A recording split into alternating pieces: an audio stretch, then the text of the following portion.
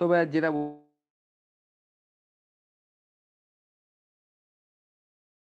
হচ্ছে যে ট্যাঙ্কারে জ্বালানি ভরা। তো অনেক সময় দেখবেন যে অনেক রাস্তায় অনেকগুলো ট্যাঙ্কার যখন চলে, তখন ট্যাঙ্কার গুলোর সাথে আবার একটা শিকল দেওয়া থাকে, ঠিক আছে? বা ট্যাঙ্কার বা পেট্রোল বা ট্রাকের সাথে একটা শিকল থাকে, যে শিকলটা ভূমিকে বারবার সংস্পর্শ করে যায়। তো তোমাদের মনে হইতেই পারে যে ভাইয়া আহ এত বড় একটা শিকল ওরা ফেলা রাখছে কেন? শিকলটা রাস্তায় সংঘর্ষ হইতে হইতে হইতে হইতে যাচ্ছে। অ্যাকচুয়ালি সংঘর্ষ হইতে হইতে না, এটা উৎপন্ন হয়ে থাকে, কোনো ইলেকট্রন যদি উৎপন্ন হয়, ইলেকট্রনটা যাতে শিকলের থ্রুতে আপনার ভূমিতে চলে যেতে পারে, যাতে বিপদ না হয়। কারণ একটা পেট্রোল বাহী ট্রাক যদি আপনার সংঘর্ষ হয়, বাস্ট হয়ে যায়, তাহলে আশেপাশে যা আছে সবগুলা একবার বাস্ট হয়ে যাবে, কারণ পেট্রোল একটা দাহ্য পদার্থ। একটু যদি আগুনের স্পর্শ পায়, পুরোটা বাস্ট হয়ে যাবে, ঠিক আছে? তারপর অনেক সময় টেলিভিশন বা কম্পিউটার মনিটর তোমরা দেখবা কখন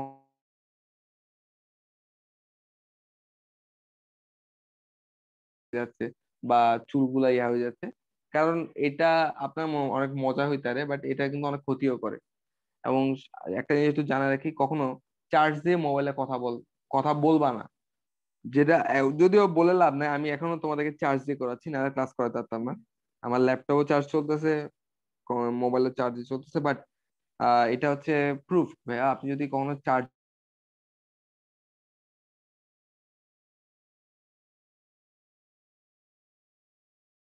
ক্ষতি করবে। এগুলা ইলেকট্রন না, এগুলো হচ্ছে গামা রশ্মি, আলফা রশ্মি, এগুলো হচ্ছে তেজস্ক্রিয়তা ছড়ায়।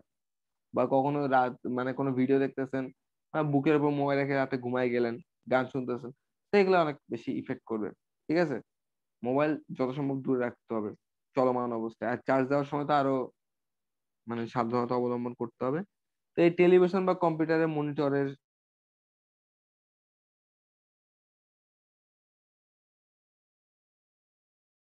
দ্রুত ভাইয়া ময়লা হয়ে যায়, দেখবেন টেলিভিশনের স্ক্রিন বা ল্যাপটপ কম্পিউটারের স্ক্রিন খুব দ্রুত ময়লা হয়ে যায়, ধুলাবালি জমে যায়। কেন?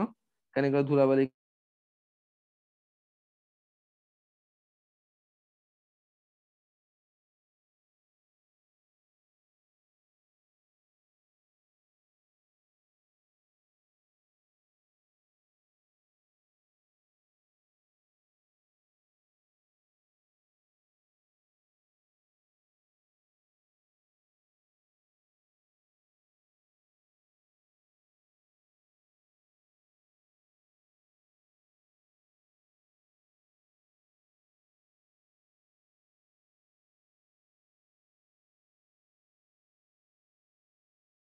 এবং হাতে রাবারের গ্লাভস ব্যবহার করতে হয়, যাতে খুব ইজিলি ভূমি থেকে সহজে ইলেকট্রন আসা যাওয়া করতে পারে এবং আপনারও কোনো ঝামেলা না হয়, কারণ রাবার হচ্ছে অনেক ভালো একটা ইনসুলেটর।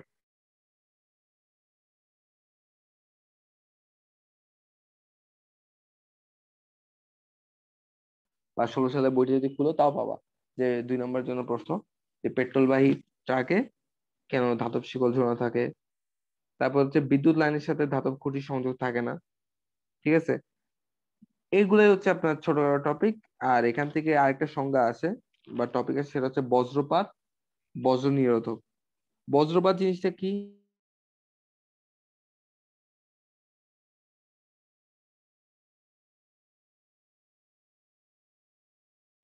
বাতাসে জলীয় বাষ্প তো আছেই, কারণ এই যে গরমে তোমার ঘাম শুকায় যাচ্ছে বা কিছু পানি বাষ্প হয়ে যাচ্ছে, এগুলো যাচ্ছে কোথায়? এগুলো বাতাসে যাচ্ছে। তো এগুলো কি হয়, আপনার বাতাসে যায় চার্জিত হয়ে, হ্যাঁ, একটা জায়গায় প্লাস মাইনাস চার্জ গুলো একসাথে ঘনীভূত হয়ে যায়, এবং ঘনীভূত হয়ে রিয়েকশন করে এরা পানি উৎপন্ন করে, পানি কণা উৎপন্ন করে, বুঝতেছই? একটা চার্জিত হাইড্রোজেন আয়ন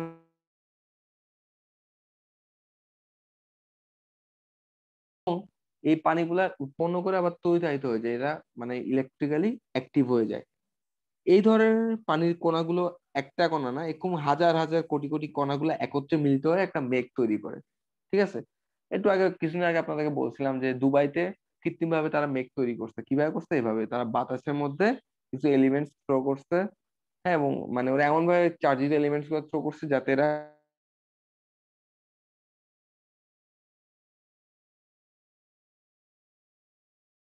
নিয়মে, আপনার ধরেন জলীয় বাষ্প বেশি হয়ে গেলে এগুলা চার্জিত হয়ে প্লাস মাইনাস চার্জ একত্রিত হয়ে ঘনীভূত হয়ে পানির কণা তৈরি করে।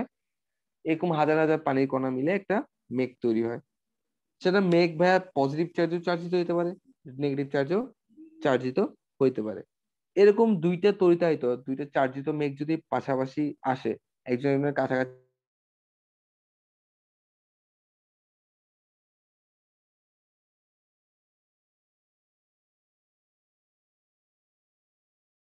একটা লাইট দেখি, তাই না, অনেক বড় একটা লাইট পড়ে, তারপর একটা বিকট আওয়াজ হয়, ঠিক আছে। এই এই যে লাইটটা আমরা দেখি এটাকে বলা হয় বিদ্যুৎ চমক। ঠিক আছে, বিদ্যুৎ চমকাচ্ছে বলি না আমরা, এটাকে বলা হয়, লাইটটাকে বলা হয় বিদ্যুৎ চমক। এই বিদ্যুৎ চমক যখন হয়, তখন এই যে বায়ু যে জায়গাটা হয় সেই জায়গায়,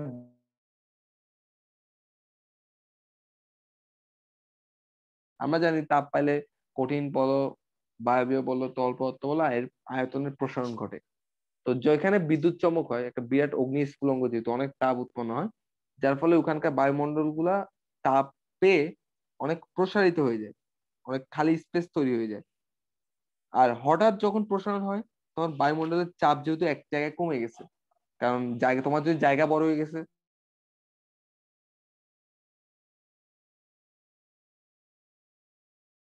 এখানে চাপ বেশি এখন, সেখান থেকে খুব দ্রুত বায়ুগুলো কি করে, আপনার এখানে চলে আসে। এই যে বায়ু চলে আসে এবং বায়ুর সংকোচন বা প্রসারণ ঘটে, এর ফলে বিশাল একটা শব্দের উৎপন্ন হয়। তার মানে আমরা বজ্রপাতের সময় যে সাউন্ডটা শুনি, এটা অ্যাকচুয়ালি বায়ুমণ্ডলের সাউন্ড, বাতাসের সাউন্ড, এত বিকট একটা সাউন্ড, ঠিক আছে, যেটাকে আমরা মেঘের গর্জন বলি।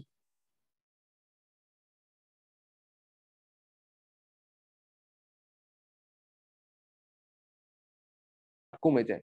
তো আশেপাশে যেসব জায়গা আছে, সেখানে বেশি চাপের বায়ু এসে এই প্রসারিত বায়ুগুলা কি করে ফেলে, সংকুচিত করে ফেলে।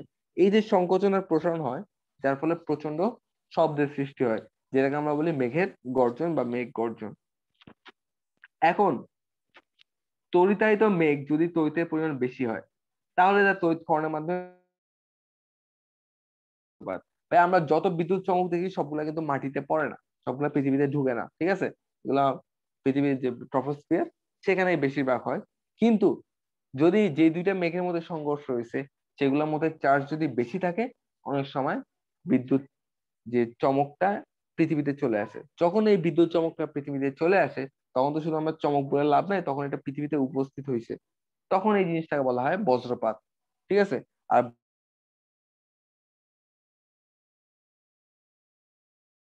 জিনিসটা পৃথিবীতে আসে, তড়িৎক্ষরণটা, তাকে আমরা বলি বজ্রপাত, এবং বজ্রপাতের সময় যে সাউন্ড উৎপন্ন হয় তাকে আমরা বলি বজ্রনাদ, ঠিক আছে। এটা হচ্ছে বজ্রপাত আর বজ্রনাদ। আর বজ্র নিরোধক কি, বা অনেকগুলো উঁচু বিল্ডিং দেখবা, আপনাদের বাসা যাদের একটু আপনার খুলশি বা ওই সাইডে, তারা দেখবা অনেক উঁচু উঁচু বিল্ডিং আছে, বা অনেকগুলো বিল্ডিং যেখানে উঁচু বিল্ডিং নেই, দেখবা যে টাওয়ার আছে, ঠিক আছে, একটু উঁচু থাকে।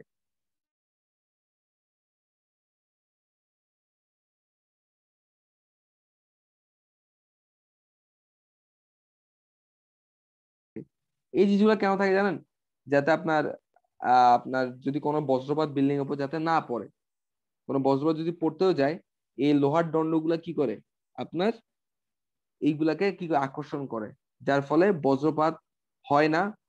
প্রথম কথা হচ্ছে বজ্রপাত হয় না, আর দ্বিতীয় যদি হয়ও, এই দণ্ডের মধ্য দিয়ে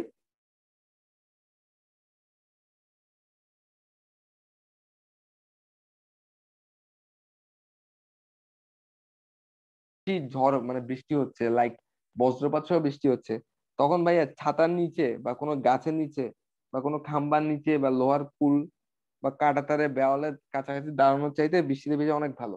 কারণ আপনি যদি ওপেন বৃষ্টিতে ভিজেন, আপনার উপর কোনো বজ্রপাত পড়বে না, কারণ আপনি বজ্রপাতকে আকর্ষণ করেন না, আপনার শরীরে বডি ইলেকট্রন এত বেশি না,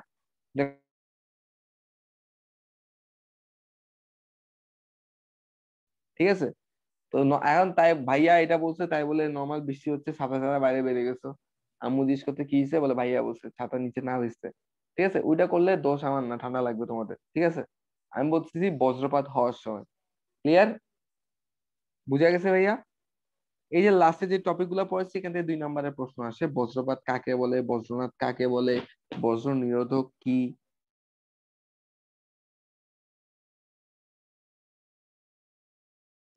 1 ঘন্টা যদি বাসায় পড়ো, তাহলে হয়ে যাবে। এর মাধ্যমে চ্যাপ্টারটা শেষ। নতুন বই একটা টপিক, একটা নতুন জিনিস ছিল দেখছিলাম, ওই কোনো কারণে ধরা যাচ্ছে না, আজকে সম্ভব হচ্ছে না। তো কালকে, কালকে যদি ভাইয়া আপনাদেরকে সুযোগ দিলাম নেক্সট ক্লাসে যে আপনাদের যে কোনো সমস্যা নবমধ্যের উপর থাকলে আমাকে শো করবেন, ঠিক আছে? আমি সলভ করে দিব। আর যদি সমস্যা না থাকে, আর হ্যাঁ, কালকে অরিন যে টেস্ট পেপার দিছে, টেস্ট পেপার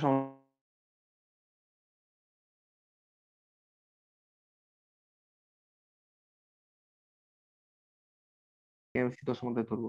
বুঝা গেছে? বুঝা গেছে ভাইয়া? জি ভাইয়া। আচ্ছা ঠিক আছে, তাহলে ক্লাস এখানে শেষ। এবং একটা অ্যালার্ট, সামনের উইকে আমি নবমদের একটা পরীক্ষা নিব। তো সরি, দশম, এটা 9 নাকি 10? 10 নাকি 9 এটা? আচ্ছা হ্যাঁ, দশম অধ্যায় পরীক্ষা নিব। তো তোমরা একটু 10টা